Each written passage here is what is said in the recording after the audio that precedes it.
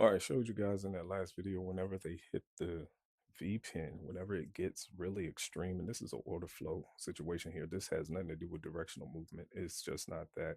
Most of the time, that's extreme when it's red, but when it's blue, it's just elevated. It's when it gets to white, it's pretty much normal. And I kind of know that this is not going to happen with this.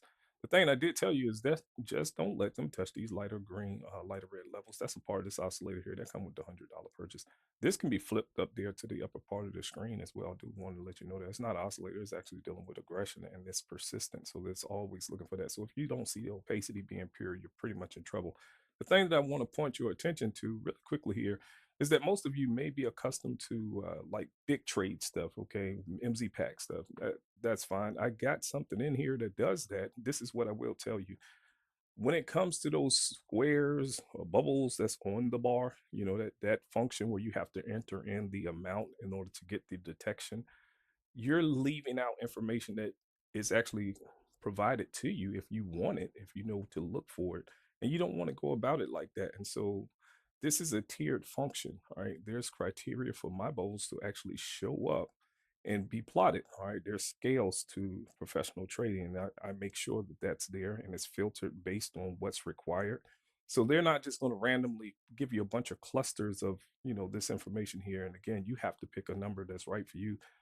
I pick like the number is so ridiculously crazy, and you're still getting a lot of them. So to me, that's just not the optimal way of going about it.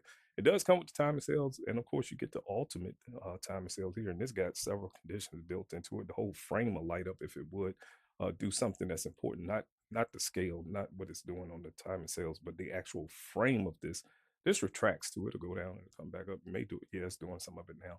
But yeah, the bubbles here, my pulsating bubbles, they're significant. They're not going to show up just all randomly, you know. And again, I did put that function in the suite, and that come with the $100 purchase. If you just want this function where you have to select what type of value that you're looking for, this is not doing value. It's bigger than that. All right, it's a lot bigger than that. And again, this is a tier scored situation when it comes to these pulsating bubbles, and you can apply them to the bar, size them down, do whatever you want, cut the text off. It doesn't matter, but they're far more superior, even though I did include something that was like I said, common to what it is that you're used to.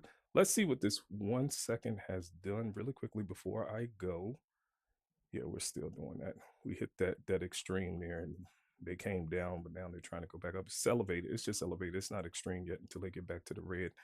All right, so there you have it. This is that information. They never touched the green ones here, the light green ones. I did tell you that. All right, so I wish you all the best with your trading. Do take care.